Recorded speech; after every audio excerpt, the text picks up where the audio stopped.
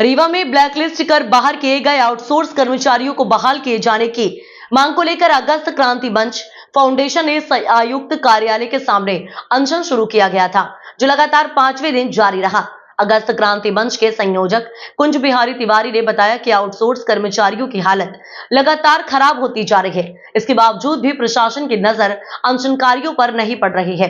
अनशनकारियों ने इसके पहले भी आउटसोर्स कर्मचारियों ने धरना दिया था, जिस पर मुख्य अभियंता रीवा ने 15 दिन का समय लेकर उचित कार्यवाही का आश्वासन दिया था, लेकिन अभी तक कोई कार्यवाही नहीं की गई है। आपको बता दें, जिससे अब पुनः अनशन शुरू कर दिया गया है।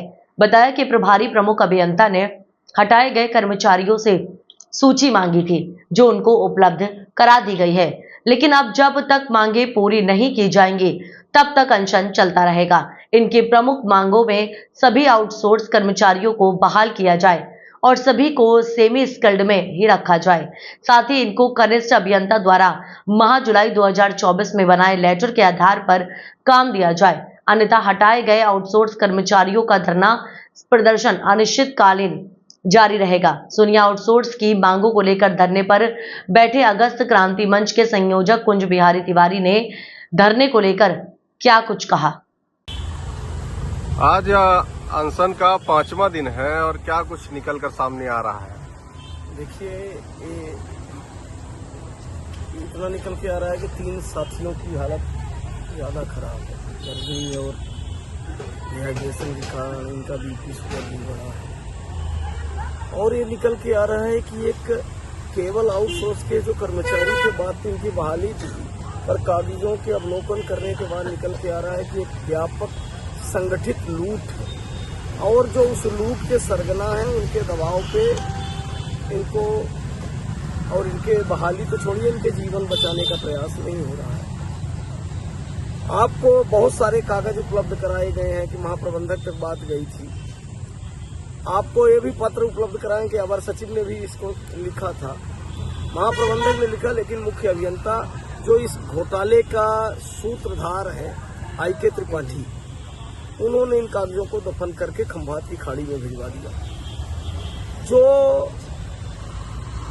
निकल के आया है कि एक कौन सा ऐप है, दक्षता ऐप, मीटरों का ठेका हुआ पूरे क्षेत्र में और कहीं मीटर नहीं लगाए गए। 3% से ज्यादा नहीं है, क्योंकि जो प्रतिवेदन आए मऊगंज और त्योथर से, तो उस पर प्रतिवेदन में लिखा गया है कि इनका कोई दोष नहीं है, और उस समय वसूली का काम चल रहा था और ग्रामीण क्षेत्र में 3% से ज्यादा मीटर नहीं है। साथ ही उल्लेख किया गया है कि इनसे मेंटेनेंस के भी कार्य कराए जाते रहे और सुदूर क्षेत्र में नेटवर्क। तो जो 2 प्रतिवेदन आए मऊगंज के डी और त्योथर के डी, उनसे सिद्ध हो गया कि इन आउटसोर्स कर्मचारियों का कोई दोष नहीं। पर बड़ा सवाल कि जब मेंटेनेंस का ठेका होता है तो ठेका का काम इनसे क्यों कराया जा रहा था, और बड़ा सवाल कि जब मीटर लगाने के पूरे क्षेत्र के ठेके थे तो आखिर मीटर गए कहाँ। अब इससे सिद्ध हो गया है कि जब महाप्रबंधक जबलपुर ने इस बात को संज्ञान लिया तो मुख्य अभियंता IK त्रिपाठी के गिरोह के लोगों ने अपने आप को बचाने के लिए इन आउटसोर्स कर्मचारियों को जो निर्देश थे, इन्हें बलि का बकरा बना के और अपना पाप, अपना अपराध, अपना भ्रष्टाचार छुपाने के लिए इन्हें बाहर कर दिया। लेकिन कहते हैं कि ईश्वर के घर देर है अंधेर नहीं, ये बेचारे दर दर भटकते रहे। ऐसा नहीं है कि राजनीतिक नेताओं के पास नहीं गए या बड़े अधिकारियों के पास नहीं गए, लास्ट में थक हार कर हमारे पास गए। और जैसा कि मैंने आपको बताया था कि मैं भगवान तो नहीं, इंसान हूँ, भगवान भी अपने पास मदद को मांगने आए तो दौड़ के जाते हैं।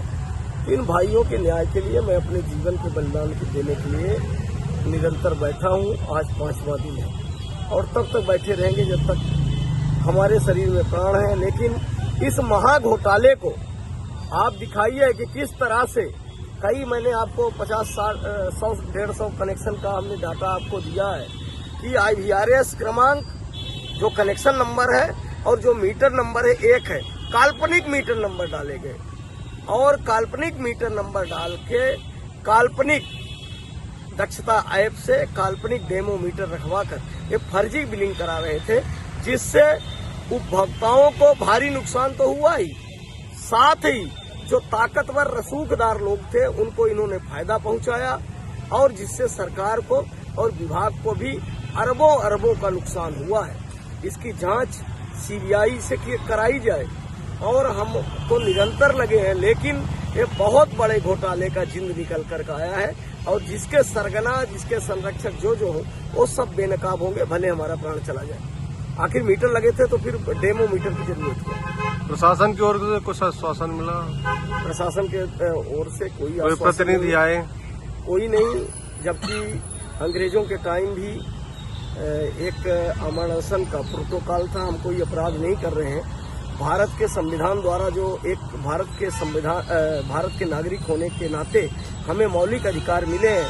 अपनी बात को जब कोई नहीं सुन रहा है तो अपनी बात को इन अधिकारियों तक पहुंचाने का एक माध्यम ये भी है जिसका हम उपयोग कर रहे हैं। कोई कानूनी वायलेट नहीं कर रहे हैं। उसके बाद भी जो अधिकार थे कि जो अनशनकारी है उनको एक प्रोटोकॉल है कि दोनों टाइम इनका मेडिकल होना चाहिए, लेकिन मेडिकल टीम तक नहीं आ रही है। शायद अपने भ्रष्टाचार को छुपाने के लिए बिजली विभाग के जो बड़े मगरमच्छ हैं इन युवाओं की हत्या कराना चाहते हैं। और ये आपके माध्यम से कहना चाहता हूं कि हमारी भी हत्या यहाँ कराई जा सकती है, लेकिन हम चुप नहीं बैठेंगे। कल रात में देखा गया कि नायब तहसीलदार 4 घंटे यहाँ बैठे रहे 7 बजे से और 10 बजे तक, तब जाके 4 घंटे बाद 3 घंटे बाद